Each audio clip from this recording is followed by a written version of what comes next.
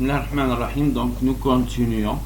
Donc je vous rappelle que nous avons la dernière fois fait un teaching qui nous a permis d'enregistrer les trois positions P1, P2, P3 que nous allons utiliser pour faire notre fameux pick and place. Et après on a utilisé le modèle Explorer pour ajouter la pièce ici, et on a modifié sa position, ses dimensions, et on lui a ajouté un grip point pour être grippé par le robot. Et donc maintenant on doit faire un reset de workcell pour amener chaque objet à sa position initiale. Maintenant nous allons commencer par programmer. Donc c'est pour ça que je vous ai mis dans le fascicule DTP les différents, comme je vous avais dit la dernière fois, pour programmer le robot. Donc Festo il a développé un nouveau langage qui s'appelle Melfa Basic 4 sur la base du langage basique. Donc toutes les instructions du basique ils sont valables. En plus il y a des instructions spécifiques au Melfa Basic qui sont relatives à la programmation de robots, comme par exemple cerveau, remarque pour mettre des commentaires, cerveau on, cerveau off pour allumer et éteindre le cerveau.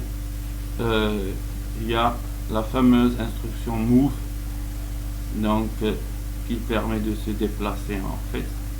Et donc là on a des références dans le programme. On peut avoir move P1, on peut utiliser ici une distance d'approche, close distance, une distance d'approche moins 50. Ça veut dire que ici on va se déplacer à moins 50 mm de la position P1. Et donc en général on utilise dans cette instruction la direction de l'axe Z de l'outil. Cette valeur elle doit être indiquée, c'est une distance algébrique qui est indiquée dans la direction de l'axe Z de l'outil. Il y a les moves avec une interpolation. On peut avoir une interpolation circulaire, on peut avoir une interpolation linéaire, ainsi de suite. Il y a le move C, le move R, le move MVS. Donc on va utiliser le MVS dans notre programme. Il y a le speed, la vitesse. Donc la vitesse, ça a un effet sur les MVS, ça n'a pas d'effet sur les moves. Le wait, une attente. Les delays, donc on peut avoir des if then else, on peut avoir des go to, et le programme il doit terminer par une instruction end. Donc dans le TP2 on va aussi voir la communication. On peut ajouter des IO, des inputs et outputs à notre robot, et donc on peut utiliser les out et les in. On peut utiliser l'instruction wait. Et donc tout ça vous pouvez le voir à tête reposée, voir toutes les instructions et chaque instruction à quoi elle sert pour la prise en main du langage Melfa Basic. Et donc qu'est-ce qu'on va faire pour le moment? On va développer un programme qui exécute la tâche de pick and place en utilisant les trois positions P1, P2. Donc voilà les tâches qu'on va faire. On doit initialiser le système. Donc on doit aller sur P1, ouvrir la pince et définir la vitesse. Ensuite on doit aller en rapide à la position P2, mais pas à la position P2, à une position d'approche, parce que si on va directement à la position P2 on va heurter la pièce. Donc il faut aller au-dessus de P2 et on doit descendre avec un MVS en ralenti vers P2.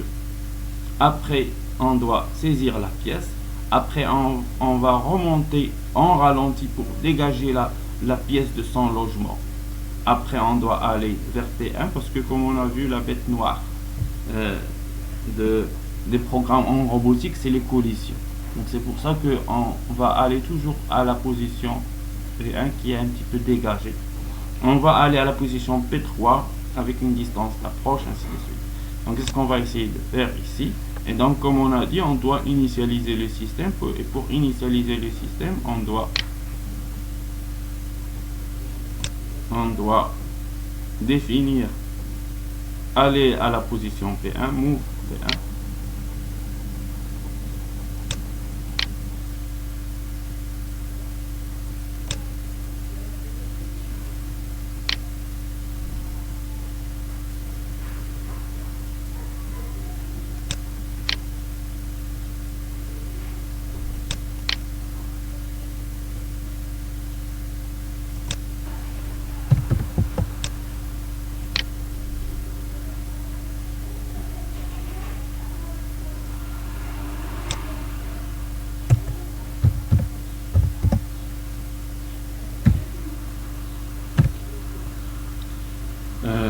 D'accord.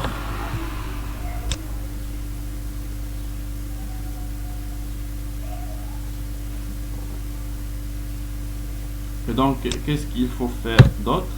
Instruction 20, c'est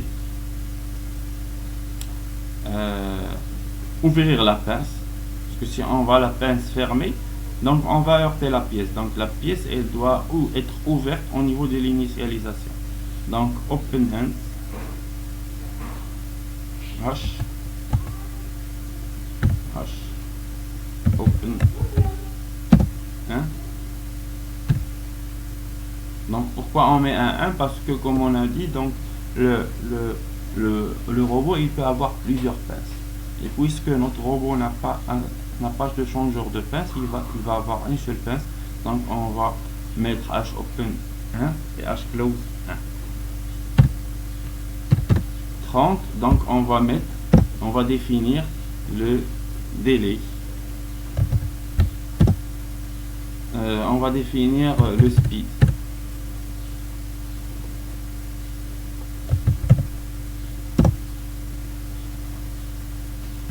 On peut mettre par exemple un speed 50. Donc maintenant on a initialisé le système. Maintenant on doit aller vers la position P2. Donc on va mettre 40,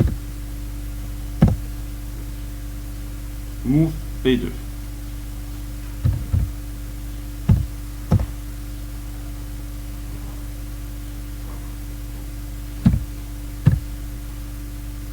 Et on va pas aller directement à la position P2 parce que sinon on va heurter la pièce. Donc on va se positionner avec une distance d'approche de 50 mm de P2.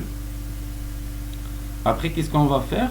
On va descendre en ralenti vers P2. Donc, on va mettre un mouvement avec une interpolation linéaire, NVS.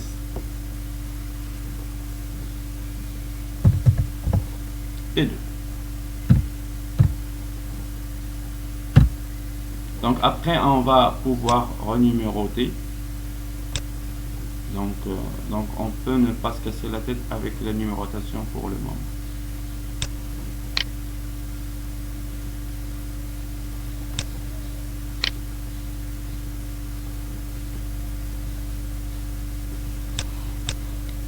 D'accord, donc on est maintenant au niveau de la pièce, donc on doit la saisir. Pour la saisir, on doit mettre un H close.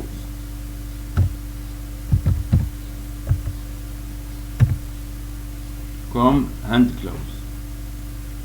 Bien sûr, on a une seule pince, 1. Donc maintenant, on va remonter avec toujours un NVS.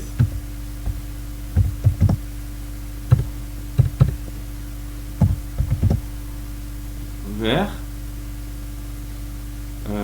la position P2 à la distance d'approche moins 50. Pour dégager la pièce de son logement en face. Donc on doit revenir après à P1.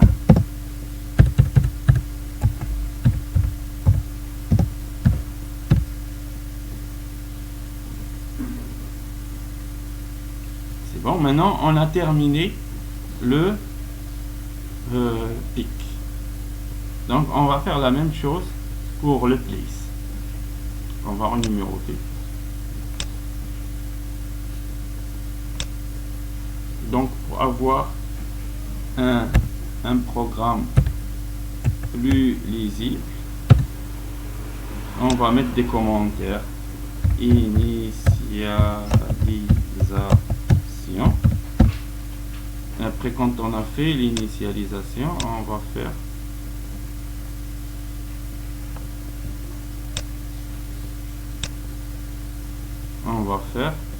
initialisation, on va faire le plus.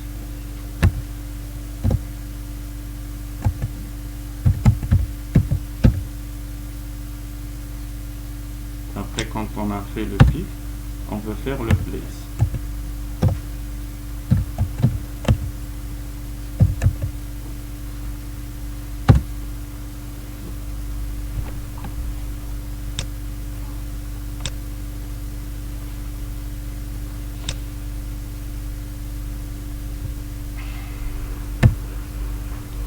C'est bon. Donc le place, ça va être à peu près la même chose que le pic, sauf que on va le changer.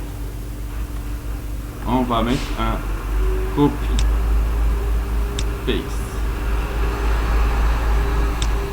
Sauf que pour le place, on va pas aller à P2, on va aller à P3. Et on va descendre en ralenti à P3. Et on va pas mettre un H close parce que la pièce, elle va tenir la pièce. La pince, elle va tenir la pièce. On doit la lâcher. Donc, on doit faire un H open.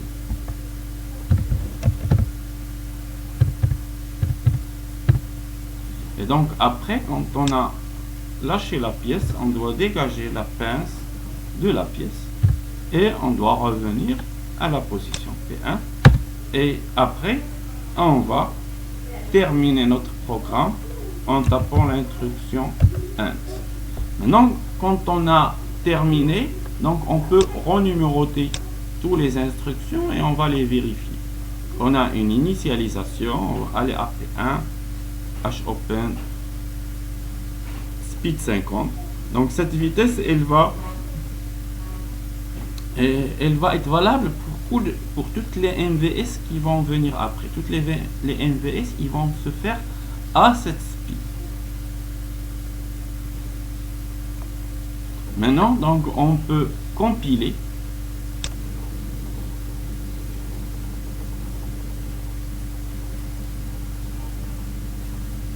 On va attendre pour qu'il compile.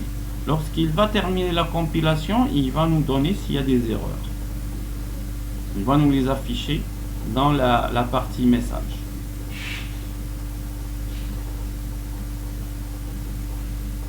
Donc ça peut prendre un petit peu de temps, la compilation.